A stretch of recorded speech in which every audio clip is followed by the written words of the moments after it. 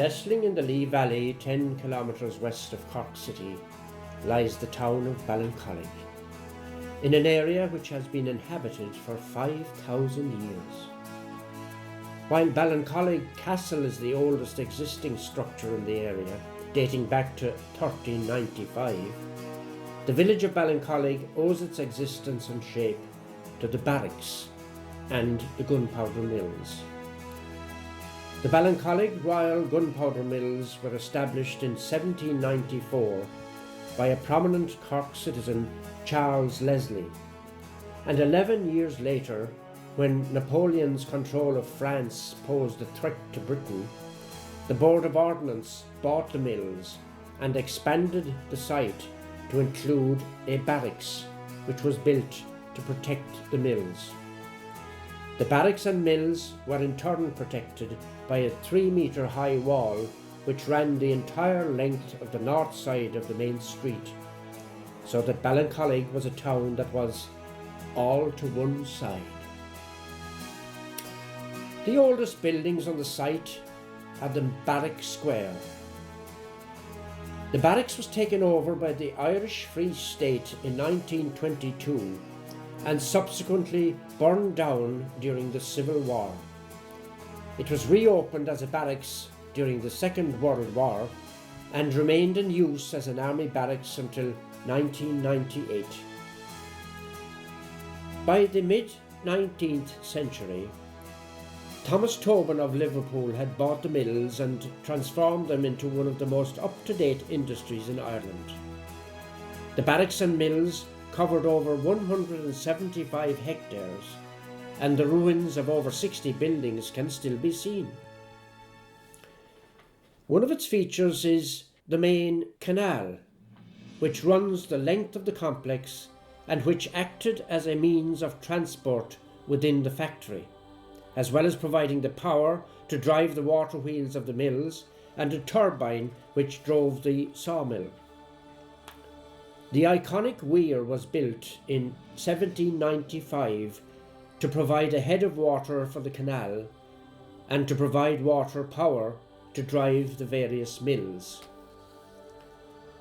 The mills ceased operations in 1903.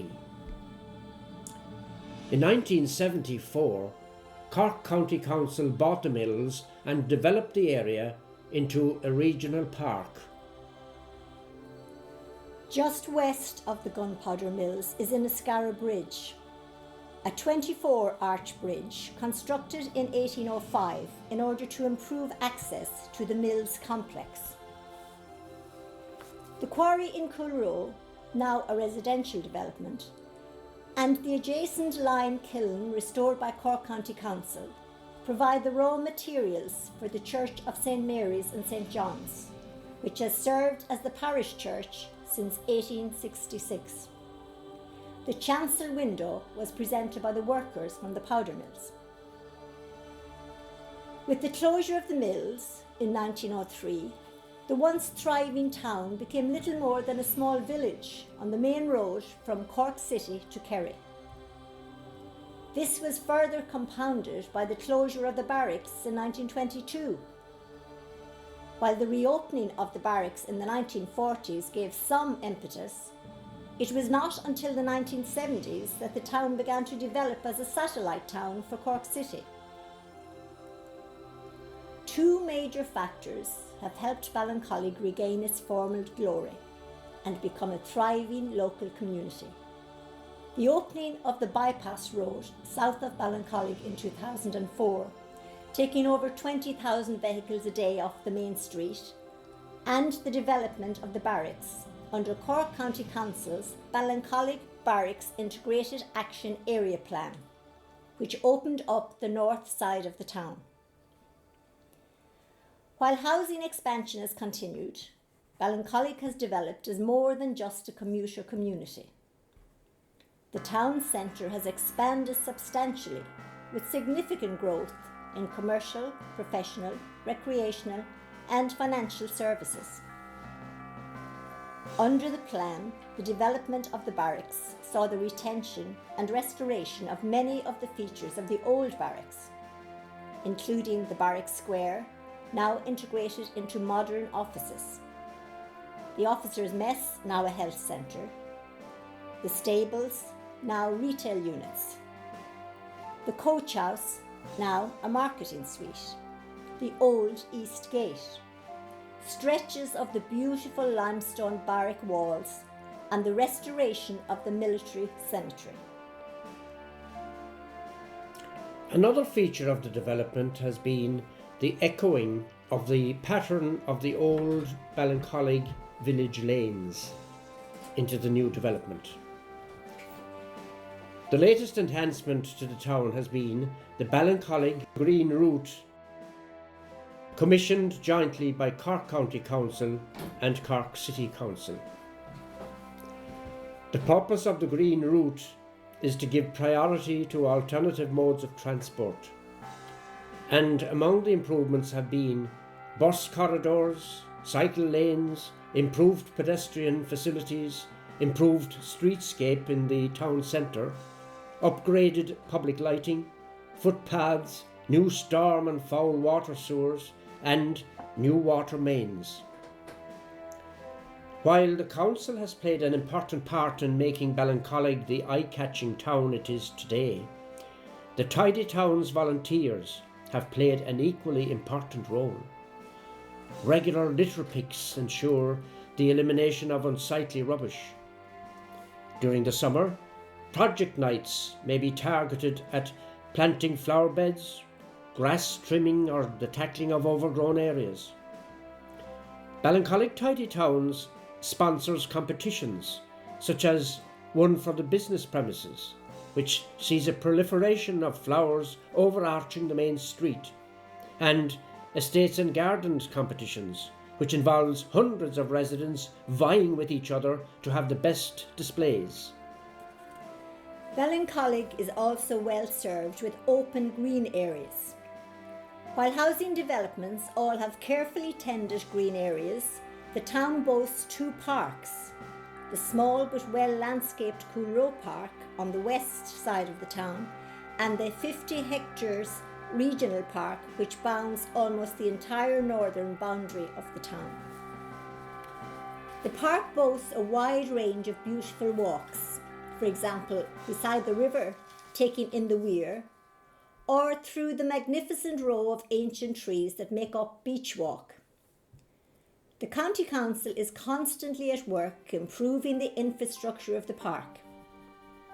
Recent developments were aimed at making it more accessible to those less mobile, and currently a programme of path improvement is underway. The park is also an area for more strenuous exercise than just walking, having an outdoor gym area, a skateboard park, and a number of pitches. But the park is not all carefully manicured. Much of it is left in its natural state and is a refuge to wildlife. A 2005 study commissioned by Tidy Towns found that there were over 50 bird species, at least 5 types of bat, and a variety of mammals residing in the park, together with a very wide variety of flora. The expansion of Ballincollig in the recent past has meant that it has become a very diverse community. The last census showed that almost 1/5 of Ballincollig residents were born outside Ireland, while Ballincollig schools have children of the 78 different nationalities resident in the town in attendance. This diversity has enriched the social and cultural life of the town. Marion leis an éagsúlacht cultúrtha atá limrá I Ballincollig tá tradiisiún láid ar Gaelach anseo. Tá 500 trucha dalta ag freastal ar Gaelscoil ar Iordáin a aon a anam ón Villa Cáiliúil Seán ó Iordáin a cha cuid mad dá héal cúpla míle siar an bóthar ón scoil. A stríoch an scoil go dtí ferganibh áilin nua hóca le déanaí. Ina cheantaigh sin tá 300 trucha scolára ag freastal ar an aonad lán Gaeilge tá ceangailte le ceann amháin de na meánscoileanna. Bhíonn an craobh áitiúil de comhaltas ceoltóirí éireann ag saothrú go dtíthiúlach ar son na Gaeilge, Anuas sin chun si gach in é den ceol gréalach chun cín. Ina measc amhránaíocht ceol seta agus céalaí agus rinca ar an seannos. Sa bhliain 2011 d'eagraigh an craobh céine phleac ceol na mún. Rud a bheall os cion 3,000 umathóir chuig Ballincollig gan trácht ar an lucht takeíochta. Fuair aseolalas an-dearfach an nó cuairteoirí seo go léir mar gheall ar an mala. Music in general forms a strong part of the fabric of the town. School choirs have won numerous awards, and the school musical, put on by both the primary and secondary schools, are of a very high standard. The Ballincollig Concert Band is made up of pupils and ex-pupils of Ballincollig schools, and it is in demand for many events around the region. Music plays an important role in liturgies in Ballincollig, and there are numerous groups which perform regularly at religious ceremonies. The local choir, Note Perfect, and Conthry Vuskery have performed in many competitions both at home and abroad. Sport is another major feature of life in Ballincollig. A perusal of the local newsletter shows activities including Gaelic football, hurling and camogie, rugby, soccer, table tennis, running, gymnastics, pitch and putt, tai chi, bowls. While most sports clubs cater for the youth of Ballincollig, there are some organisations which are specifically geared for them, such as the Scouts and Girl Guides. Even though Ballincollig has a young population, it does not neglect its senior citizens. The Westgate Foundation is a beautiful complex of 36 state-of-the-art sheltered housing units for senior citizen residents. Ballincollig Community Nursing Unit is a state-of-the-art 100-bed home designed with residents' care, comfort, enjoyment, security and convenience in mind. Situated in a fertile river valley, unsurprisingly, Ballincollig has local fresh produce in abundance. From Healy's honey, harvested from hives in the shadow of Ballincollig Castle, to O'Crooley's, local family butchers and delicatessen, serving up top quality, traceable local meat, or the stalls at Ballincollig Farmers Market, providing local, organic and homegrown produce. So, this is Ballincollig, a vibrant town, rooted in history, but striding forward with confidence into the 21st century.